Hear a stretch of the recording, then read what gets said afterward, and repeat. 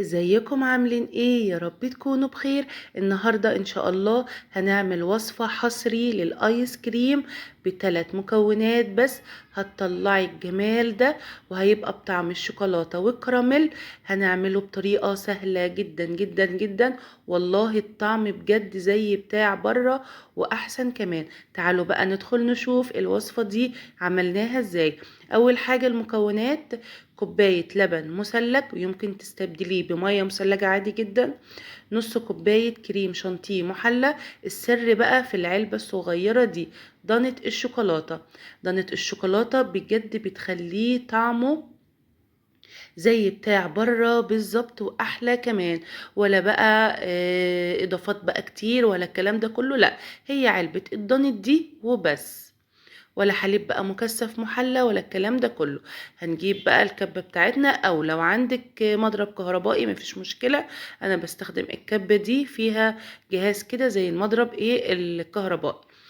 هقوم بقى حاطة كل المكونات كلها فوق بعض، بس كده اهو كله كده هنحطها فوق بعض زي ما انت شايفة.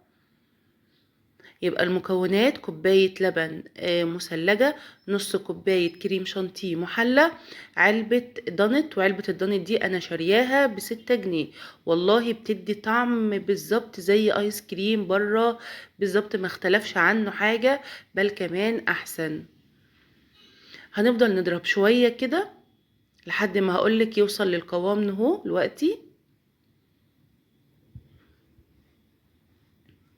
تقدري بقى تعمليه، انا هعمله النهارده بالطعم الكراميل والشوكولاته. ممكن تعمليه بضانة الفانيليا، بجد حلوة قوي قوي قوي. ولا بقى لبن مكثف محلى ولا جيلي ولا الحاجات اللي احنا بنسمعها ده كله. بصراحة اللي بنسمع وصفات كتير للايس كريم، انا جربتها، دي الوحيدة اللي توصلت ليها الحمد لله وعجبتني جدا جدا. انا فضلت اضرب شوية اهو زي ما انتوا شايفين. انا عايزة بقى القوام ده يعني خفيف كده شوية، مش زي الكريم شانتيه، لا، قوام خفيف كده شوية اهو. القوام ده كده ممتاز وحلو جدا. نجيب بقى العلبة بتاعتنا اللي هدخلها كده الفريزر، اصب فيها الخليط، وهقول لكم دلوقتي احنا هنعمل ايه كمان. تمام، هحطها بقى كده على جنب ونعمل ايس كريم الكراميل. نفس المكونات برضو: دانت كراميل، كوباية لبن مثلج ويمكن ممكن عادي جدا تستبدليه بالمية، نص كوباية كريم شانتيه محلى. كل المكونات هنحطها على بعض في الكب اهي.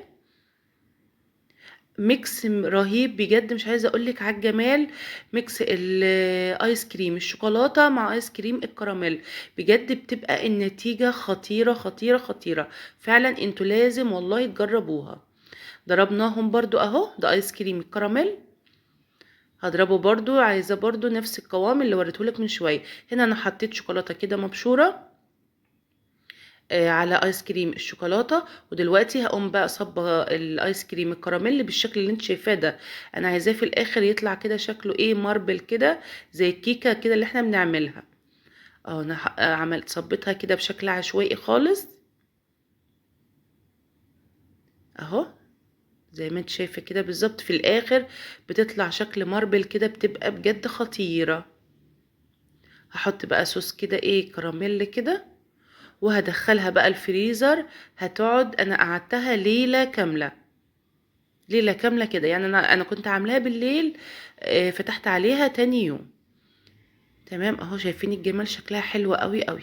هنقفل بقى عليها كده ونحطها ايه في الفريزر ليلة ايه كاملة. تمام، تاني يوم بقى اهي جمدت اهي. شايفين بقى الجمال؟ شايفين؟ حلوة قوي قوي قوي قوي، بتطلع بسهولة، جميلة جدا جدا جدا. شايفين الشكل اللي هو الماربل كده؟ بجد حلوة قوي قوي، والله محدش هيتخيل ابدا ان انتي عاملاها من المكونات البسيطة دي، ويعني هو السر عندنا في الدانت. حلوة جدا بجد، والله انتوا فعلا لازم تجربوها. زينتها بقى كده بشوية كده من صوص الكراميل، ندوق بقى كده. بجد الطعم الجمال عدى الكلام والله بجد. ولو عجبكم بقى اللايك لو عجبكم بقى الفيديو يا ريت لايك واشتراك في القناة. الوصفة والله تستاهل فعلا لايك. لايك يا جماعة لايك. اشوفكم على خير، مع السلامة.